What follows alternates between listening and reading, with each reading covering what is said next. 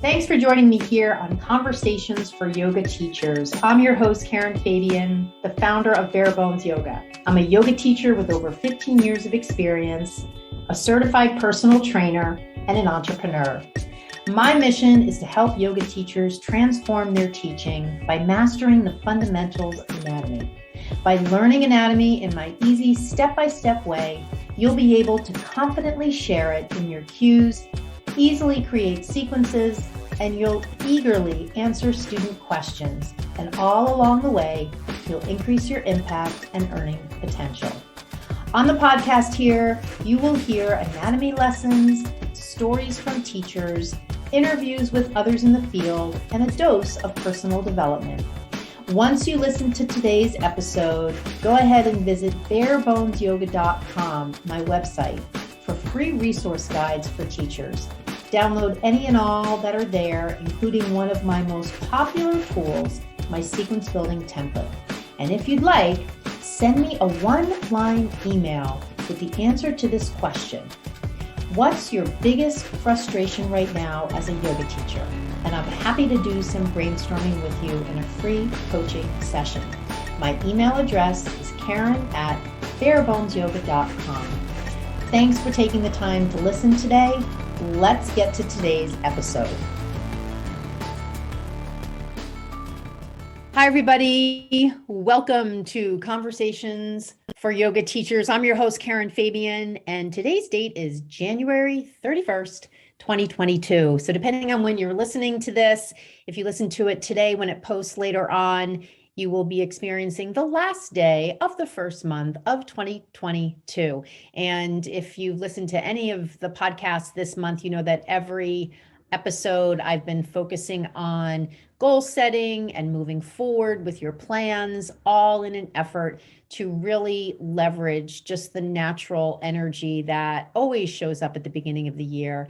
And we can either harness it and use it to our advantage, or lament its presence and just stand up for our limitations. And I don't know about you, but I am definitely not one to stand for my limitations. I am all about taking a stand for what is possible for me. And so I absolutely love the beginning of the year and do everything that I can. If you guys could see my front office here, because I have a front office in the house, and then I also have like a little small room that I typically use for recording podcast episodes. I have 4 sheets of big whiteboard paper, and one of them is my 2022 manifesting list. The other one is a list of my projects. I just redid that from what I had, which I got a lot done in January. So I did a fresh one for February 1st, which is tomorrow. I then have my 2022 plan, which takes me through every single month with, from a high level, what offers and activities and programs I'm going to be doing. And then I also have a new thing that I've started to look at, which is a list of side hustles. And by that, I mean things that have really nothing to do with being a yoga teacher that are sources of recurring revenue. And let me tell you guys, if you ever do any Googling on TikTok about the topic side hustle, you will be blown away in terms of how much stuff is out there that is just opportunities to make money on the side. And I highly encourage you to do it, because I'm sure you're going to find something that has nothing to do with being a yoga teacher that could actually make you some money. I'll just give you a quick preview. One thing that I'm really, really interested in right now is an opportunity to own a series of vending machines that I would put either in different yoga studios, or maybe laundromats, or just maybe car repair places, and have them with healthy food in them, and not perishable stuff per se, but healthier snacks than, I don't know about you, but when I think of a vending machine, I don't think of anything in it being healthy. And so I actually have a contact from many years ago. He owns a company called Lean Box here in Boston. And that's exactly what the business model is. And he has corporate contracts, and he goes out and puts these lean boxes, which are basically vending machines, in different corporate locations, and they have all healthy food. I'm thinking of kind of the traditional vending machine, which, believe it or not, you can buy a used vending machine for a couple $1,000s. And in general, I've seen revenue of anywhere between 400 and 600 a month. And that's passive revenue. You're just basically making that money once you invest the original amount. And of course, you need a relationship with the person who owns the place where you've put this thing. But that's just one example. There are so many different things you can do. So I have a list now of side hustles, and I'm all about diversifying my income in terms of where is my revenue coming from. And I would highly recommend you do that as well. If you're working a 9-to-5 job right now, and that is the only way that you make your money, I would definitely say have another source of income. If you're working a 9-to-5 job and you're a yoga teacher, bingo, that's great. That qualifies there as a way to have another source of income. If you've been sitting on your teaching certificate and haven't been teaching, don't do that anymore, because it is a source of revenue that's just sitting there waiting to be tapped into. You have the power to start to bring in more revenue, and all you need to do is take the first step. If you're feeling stuck on doing that, I want you to contact me today, and we need to get down to brass tacks with a plan for you that will get you earning some money doing the thing that you spent thousands of dollars to get trained to do. Hello. There are other ways to create passive revenue. If you own stocks that pay a dividend, it's not liquid money, but it is a way. So this is just really good financial planning. And especially in today's world where we don't know at any point in time what's going to happen, if you are diversified in terms of how you're bringing money in, you're not as susceptible to when something happens to one revenue stream, all of a sudden you have other streams of revenue that you can depend on. So having said all that, I wanted to just start out this podcast, number one, by thanking you for listening. Number two, thanking anyone that has ever, and especially recently, sent me a DM or a comment on social media, anything where you've said, I really love your podcast. I want to just thank you for that feedback. And even for you, the listener who maybe hasn't contacted me, but you listen regularly, I see you, as the kids say, I see you, and I really appreciate your time. I wanted to start out this episode, which is going to be about building your confidence as a teacher, but I wanted to start out with a cool story about manifesting what you want. And years ago, I was not a big manifester. I read The Secret. I kind of sort of bought into it, but I actually thought it was more like magic. And this particular year is my effing year to manifest all the stuff I want, and I am not going to be stopped. And I would highly encourage you to do the same and to take on the same attitude, because I already started out this year and within the first 10 days manifested exactly one of the things on my list. And I apologize if I told this story earlier. I know I posted about it in Instagram, but I don't think I told the story on the last episode. So I'm just going to quickly go over it in case, oh God, in case I already told this. I apologize. So one of the things I wanted to manifest this year was a red Mini Cooper, a red 2-door Mini Cooper. I have had my eye on this type of car for years, but I have had a Subaru that I love, and I've had this Subaru since 2002. And so at the beginning of the year, on the top of my list, which I'm looking at right now, I had an item for red Mini Cooper 2-door. I've never been in a Mini Cooper. I've never driven a Mini Cooper. I don't know anybody that owns a Mini Cooper. I just knew from the looks that that was the car I wanted. But of course, you need to check things out. No good goal is worth pursuing if you don't do the due diligence to really check it and make sure in actuality it is something that you want. So at the beginning of the year, I took some time and I went to a local dealer here in Massachusetts, and I looked at my first Mini Cooper and I sat in it. And of course, once I sat in it, I was like, oh my God, I so totally want this. The person there couldn't let me drive it because it wasn't on the ground floor of the showroom. So I left it with him that I'd come back in a week.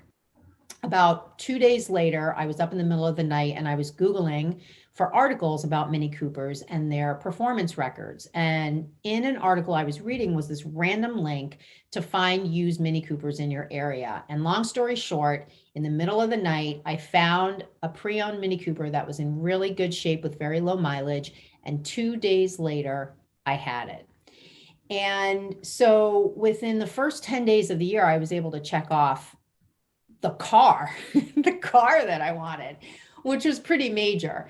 And, some of the other things on my list have to do with travel. So I would wonder, for you, what is on your manifestation list? If you don't have one, first of all, why not? And second of all, if you took some time to write down what would be on your manifestation list, what would it be? And then the final thing I'm just going to say about this is the following.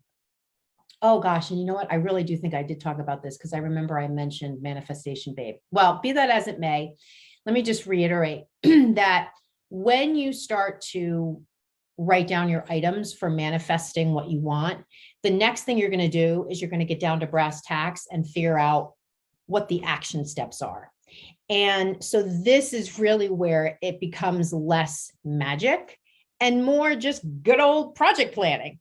So I'm going to wrap up this part of the conversation quickly because I am having a memory of going over this last time. So apologies. However, I still am just so freaking excited about it. Every time I go in the garage, I'm like, oh my God, I can't believe, and I say I manifested that car. But in actuality, what I did was I came up with a little action plan and I just followed the steps. So friends, yoga teachers, especially, if you're not doing what you want with the teaching background that you have, all it's going to take is that you map out what you want to do. And then you follow up. Now, I know that sounds simple. And I know that for a lot of you, there's a block there. And I actually just did either a TikTok or an Instagram reel yesterday where I offered up a really potent question that you can ask yourself. And honestly, I would ask yourself this every single day. And the question is, what is preventing me from having what I want in my life right now? What is preventing me from having what I want in my life right now? This question comes from Tom Hubar's book on neurolinguistic programming, and it's part of the well-formed outcome. And I know I mentioned in my last episode that I had a number of yoga teachers who went through the well-formed outcome process, and props to them because they all really put their heart and soul into these conversations and this analysis we did around what it is they want from their yoga teaching. And this question, what is stopping me from having what I want in my life right now, is going to start to reveal to you what the barriers are, whether they're real barriers or perceived barriers, right? Perceived barriers like I don't have enough confidence, which we're going to talk about in a few seconds, or real barriers like I don't have I don't have transportation to get to where I want to go to teach yoga. Now, does that mean that you throw up your hands and you say, well, I guess I can't teach? Absolutely not. It just means that there's another path to get where you want to go. And this is what I mean about standing up for what's possible versus taking a stand for your limitations. I can't tell you until this particular concept was explained to me how much I realized I was actually making a case for my limitations. This idea, and once I saw that in my own behavior, I'm so able to see it when I have communications with yoga teachers. And I'm not saying this in a judgy, judgerton sort of way. I'm just saying this objectively. And I offer this to you, if you can be coachable in this moment, I offer this to you as an opportunity for you to start to see it in yourself. So, when I get emails from yoga teachers about enrolling in my program and they say things like, I don't have the time, I don't have the money, I don't have time right now in my schedule to quote unquote do a program. I have too much going on, or I can't see myself clear right now to focus on that. All of that is taking a stand for what your limitations are, rather than either just saying, you know what, I'm not interested, which is much more honest. And I would much more rather get that from a yoga teacher than all this other stuff, because all that other stuff is really just standing up for your limitations rather than looking at it from the reframed perspective of, well, what's possible? And again, I only say, let's look at it that way if you have an interest. And let's just take it away from talking about my program. Talk about anything in your life, rather than, if it's something that you truly want. I'm not talking about stuff you don't want. If you don't want it, you don't want it. And you know what? There's nothing more wonderful. Well, let me say it this way. It can be really a big relief to just say no to something. And maybe no is not at this time. It's just that saying no is a final decision for right now, rather than just kind of spinning the drain and saying, well, maybe I want this, maybe I don't want this, or just give yourself a break and just say, you know what? No, my answer is no right now. And you can say no right now to anything in your life if that is truly what you believe is the right answer for you. However, if you think that that's not really the right answer, then it's time to take a stand for what's possible. And I promise you, once you take that mindset on, you will find lots of ways to make what might seem impossible now possible. So that's a good segue into the main topic for our podcast episode today. And I was thinking earlier today about what was I going to talk about on the episode this week, because I don't have a guest. And I was like, I wonder where confidence comes from as a yoga teacher, because all the teachers I talk to, honestly, it's probably every single one, they always say to me they want more confidence. And I know, in addition, from talking to hundreds of yoga teachers, the skills that help yoga teachers get more confidence. So I know that there's truly a connection between the skills that you have and how you feel.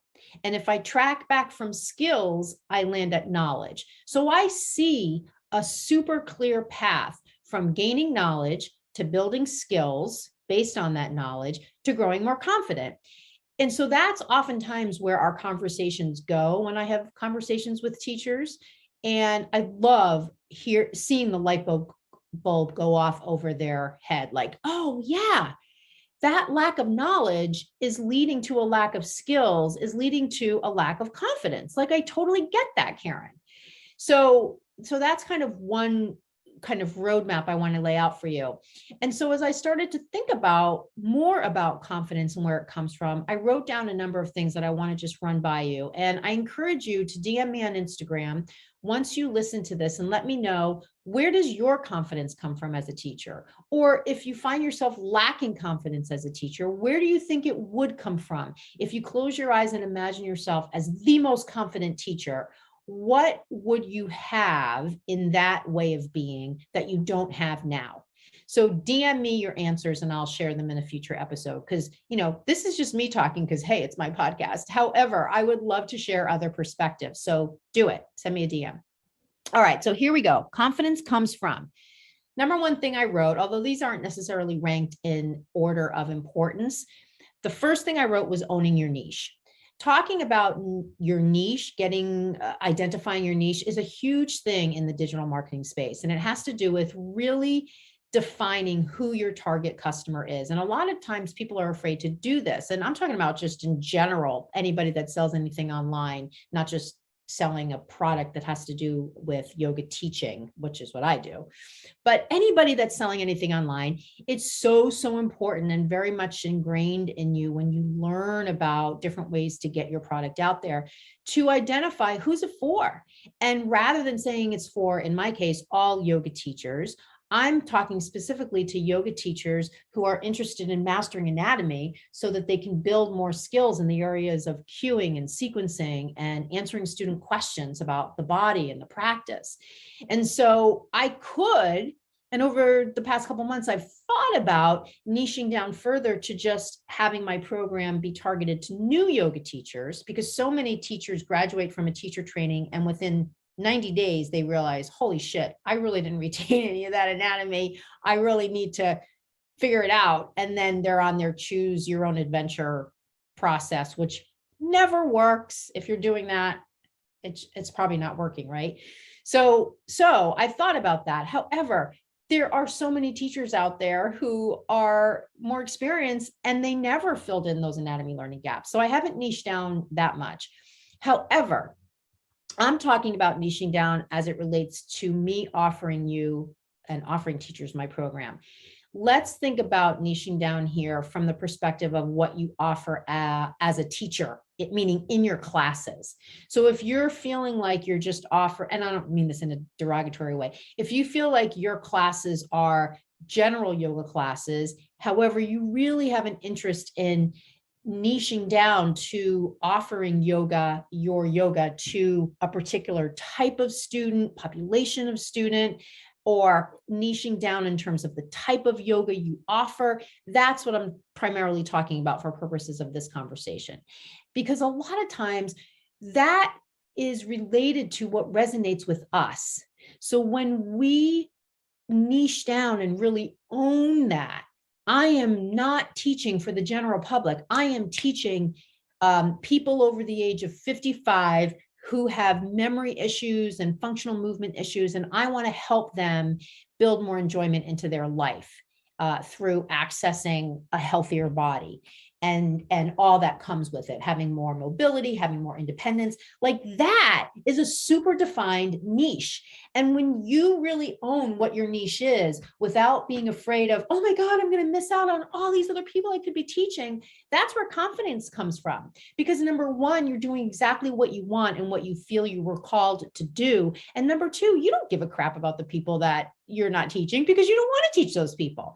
And it takes balls to do that. Right? It takes confidence to own that, to do that, and to not worry about the other stuff that quote unquote you're not getting.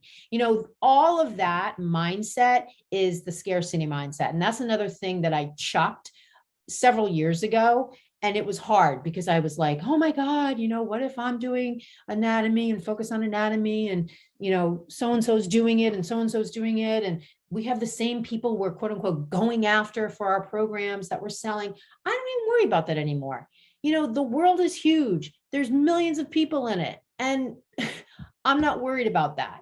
So I would encourage you to, you know, part of your confidence, I believe, is going to come from really owning your niche. And if you're not sure what your niche is, well, geez, that's another great reason to get in touch with me. And let's get on the phone and do a little brainstorming and let's find out what that is.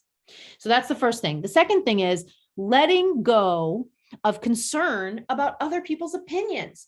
Like, hello, can we just retire in 2022 the concept of imposter syndrome? I mean, my friend Patty Ivy, who was on the podcast about 2 or 3 months ago, she had a great thing that she said about it. And she said, you know what? I love imposter syndrome because it means I'm doing something that's a little beyond my reach right now. And if you want to find out a way to build your confidence, do a lot of stuff like that. Do a lot of stuff. And I talk about that in a few seconds as one of the things on the list that does feel out of your comfort zone, rather than focusing on it as, I'm not ready. I'm an imposter. Everybody else is better than me. And this whole idea of what other people are going to think, try not to be focused on that. Like, I know it's hard to do, especially in the world of social media. However, you know, do you think I give a crap when I post stuff on social media? I don't. I do what I want to do, and I love the stuff I post. To me, it's like journaling. Now, do I have all of you in mind when I do it? Of course. I'm not going to post like all this stuff that's going on in my personal life that really doesn't have anything to do and doesn't provide any value to you. I mean, yeah, every once in a while I put about the car, but that ties to manifestation, which I can tie into, kind of mindset. And so it's all sort of related, but I don't do a lot of like posting my family and, so there is sort of that involved as well in terms of a little bit of a perimeter around it. What I'm talking about is just doing what you want to do, going into your classes and teaching, opening up your computer when you teach online, putting out those blog posts, writing that book, going and making those phone calls, those cold calls to places where you want to teach, and not worrying about what other people think about you. When you can start to do that and let go of that concern, your confidence is going to come in spades because you're your own person. So that's the second thing. The next thing is getting experience. Hello, confidence comes from experience. Now, if you're out there and you're going to start to take a stand for your limitations, well, I don't have enough experience to get experience. Well, guess what? Get your butt out there, because that's how you're going to get experience. So, the best teacher is experience. Yes, there's going to be different levels of experience. However, you sitting around thinking about how you don't have experience is certainly not helping you get any. So one of the best ways to get your confidence level up is to just get out there and start doing what you want to do. And of course, here in this conversation, we're talking about confidence for yoga teaching. So there it is. You got to start teaching. The next thing, having knowledge that relates to your skill. This is where my whole focus of helping yoga teachers understand the link between confidence and knowledge and skill is so tied in. What I mentioned earlier, if you're lacking confidence as a yoga teacher, you're teaching movement. If you're teaching movement, you got to understand anatomy. And that's where the skills that you're going to need as a yoga teacher are going to come from. So, knowing and understanding and having the knowledge that relates to the skill that you want, that is going to help you build your confidence. Because otherwise, as I always say, at least in terms of yoga teaching, you're just standing there repeating stuff. You can't answer a question about it. You can't change it up in the moment. You're just repeating phrases. It's just like an actor. You're just taking on a role. Here's your script, and you're just going through that. Now, as you start out as a teacher, yes, you're going to lean on that script, and that's not a problem. It's just that over time, the confidence is going to come from you stepping off of that script, away from that script, and sharing things from your own knowledge. And many times what's going to happen is that you're going to realize, and this is where many yoga teachers realize, oh my God, I didn't retain any of that anatomy. And again, it's not just about anatomy. If you, in your style of yoga teaching, need particular skills, whether it's trauma-informed yoga teaching or, working with people with physical disabilities or kids or, troubled teenagers, whatever your niche is, right? Call back to what we just talked about. If you don't have skills to do that, of course, you're going to lack confidence there. So having the knowledge that builds the skills that you need to do what you want to do with your teaching. The next thing is putting yourself intentionally in new situations. I want you to think back right now to anything you did where you were like, oh my God, am I going to be able to do this? And then you did it and you just felt so awesome. Even if you kind of screwed up, you just felt so great, right? I mean, think about those of you out there with kids. What are you doing with your kids? You're putting them in situations where they don't have any experience, and you're giving them tons of positive feedback regardless of the outcome. And they feel so great about that, from having just put their toe in the water and, tried something new. This is part of where your confidence is going to come from. Even when you're unsure of the outcome, even when you're unsure of your ability, you still do it anyway. And the more things you do that fall into that category, the bigger your confidence is going to grow inside you. And the more you'll start to build that mindset that I can do whatever the F I want. I don't need to have a ton of experience to try it, to put myself in that situation. I can do it. And I can deal with whatever happens because I don't care what anybody thinks about me. I don't put much weight in that. I'm doing it because it's on my list of things I want to do to help me get from point A to point Z, Z being where I want to be. And that's in part where you build your confidence. The next thing is having a personal development plan and following through. I can certainly speak for my own experience with this. In my whole life, because I'm a huge project planner. And even just in the past couple of days, as I've been approaching the end of January, and as I said, I literally had that whiteboard paper taped to my wall. And last night when I refreshed it and wrote a new one for February, I was able to look at how many things I completed. And I felt great about that. There's nothing that makes you feel less confident than when you've got all these things that you want to do and you don't do them. And it goes back to what I said earlier. What's preventing you from doing what you want to do right now? All those things you're saying, all those things you're thinking that are preventing you are not really preventing you, are they? What's preventing you is, I don't know, maybe you're afraid, maybe you're unwilling, maybe you've just got some things going on inside you in terms of your perception of yourself. Those are things that can be not even worked around, worked through. And on the other side is all of this confidence just waiting for you. And as a teacher, waiting to fuel the connection you're going to make with your students, waiting to be a beacon for your students, because believe me, students can feel confidence come through. And that is a way for you to be a shining example for your students. Even if they don't literally talk to you about where you get your confidence from, they can feel that energy from you. They can feel it whether you're teaching online or in person. So that's another great reason to build your confidence. It helps you build a better connection with your students. So right now, if you don't have a personal development plan and you don't even have a sense of what would even be on that, and again, I'm talking about as it relates to your yoga teaching. You may have other things in your personal life that you want to put on that list. My role here is not that. My role here is to help you with the things that have to do with your teaching.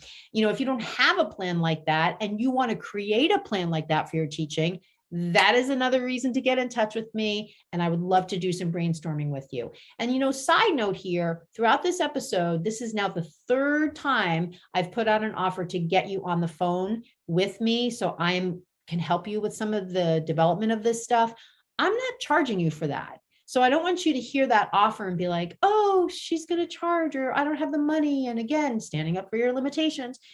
I love to do this kind of stuff just to get teachers on the phone with me, just so we can have some conversation. I can find out where our yoga teachers at right now, physically and mentally. Like, I love to talk to teachers from all over the world and have these kinds of brainstorming sessions with them. You can call it a coaching session or whatever you want to call it, one-on-one, whatever it is. And in large part of the reason why I like to do it is because it helps me understand what issues yoga teachers are facing right now. And also, I'm pretty much in my house all the time. And as a yoga teacher, all of the interaction I used to have in person with other teachers has pretty much been gone. And so all of the conversations I have with people like this helps me have contact with other teachers. It builds a sense of community. And I bet on some level, you're probably feeling a little bit of that as well. And I don't want to call it isolation, because I don't feel isolated. I feel completely energized and connected. However, the more opportunities that I can create to have that sense of community, to be in touch with other yoga teachers, and every time I do it, the other person always says like, oh my God, this is so great to connect with another teacher. Because let's face it, how many times have you been reaching out to your family members and your significant others and talking to them about yoga? And at this point, they're probably like, I don't want to really talk about yoga anymore. So it's so important that we have other yoga teachers to talk to. So again, don't hesitate. All of these things I'm talking about, where I'm saying, hey, get in touch with me. All you have to do is send me an email or DM me on Instagram, and I'm happy to set one of those sessions up with you, just a complimentary one.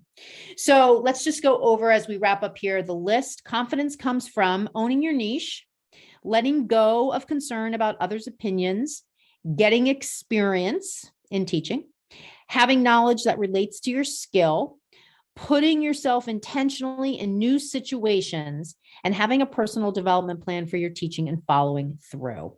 So in wrapping up today's episode, I want to just say two things in wrap up, three things. Number one, a couple of times in this episode here, I've mentioned my own program, which helps you master anatomy so that you can teach with more confidence. And that program is called the Yoga Anatomy Blueprint Learning Program. It's called a Blueprint Learning Program because I take you through my personal or patented or trademarked, it's not officially trademarked, but I take you through my own process, teaching you anatomy in a step-by-step way, which is very unique and very different from what other programs are about. This is a step-by-step way, which means it's organized and stress-free. And if you want to get on the wait list, so you are the first person notified the next time I open enrollment, just go to my website, barebonesyoga.com, and right on the homepage is the link for the wait list. When you get on the wait list, I will email you immediately, and I'll confirm that you are interested in the program and what interested you in it. And then I'll let you know the next time I'm going to be opening enrollment. So that's number one. Number two, as you probably know, I offer free half-hour weekly classes in my virtual studio. So they are virtual, therefore anybody can come. 30-minute classes, totally free. check my website virtual class page for the schedule. Every week I post a new schedule, typically on Saturdays or Sundays for the week coming up. The website, you probably know, is barebonesyoga.com. And then the last thing I want to say, if you are still listening, I see you. And I want to thank you so much for sticking with me for this entire episode. And one other thing I do want to mention is I am on TikTok now, and I'm doing every day a TikTok video and a reel on Instagram. So you guys can get really short anatomy lessons and other yoga teaching tips, business tips, personal development tips, myth busting, motivational tips, and themed posts on both my TikTok and my Instagram. Both are holding videos, much better and more interactive than just straight up picture posts. So thank you again for listening. I love doing this podcast. I would love to know what you think. So don't forget, if you have a second, send me a DM on Instagram and let me know what you thought of this week's episode. Have a great week ahead. I love that you're listening, and I'll talk to you next week. Namaste. Hi, everybody. Thank you so much for listening to that episode. Before you go, I want to let you know about a new mini course I just created as of October 2021. It's called the Yoga Anatomy Blueprint Learning Program mini course. It's essentially an introductory version to my signature program that teaches you anatomy so that you grow your confidence in sharing cues and sequences and in all those conversations you have with your students. If you're like some of the yoga teachers I speak to, you might feel as if you don't have the time to do my full program. That's one of the main reasons I created this mini course, which will give you all the same steps in my signature blueprint approach to teaching you anatomy and will allow you to complete it in much less time. There are 10 modules each of about 10 minutes each, and the entire program walks you through mini lessons from the larger program. You'll leave with specific new skills that you can start to use right away. You may also leave with a keen interest in enrolling in the larger program because your curiosity and confidence have been stoked. For you, the podcast listener, I'm offering $5 off the purchase price of the mini program, which is just priced at $27, so the cost will go down to $22 for you. Once you complete the mini course, you'll see in the next steps section how to get a $50 credit to put towards the larger program should you decide to invest in that in the future. To purchase the mini program, visit my website at barebonesyoga.com, click the link for online courses, and select the mini course link. When you check out, before you enter your credit card, enter the code podcast and you will receive the $5 off. I hope you enjoy the program. I hope it stokes your curiosity and builds your confidence. Namaste.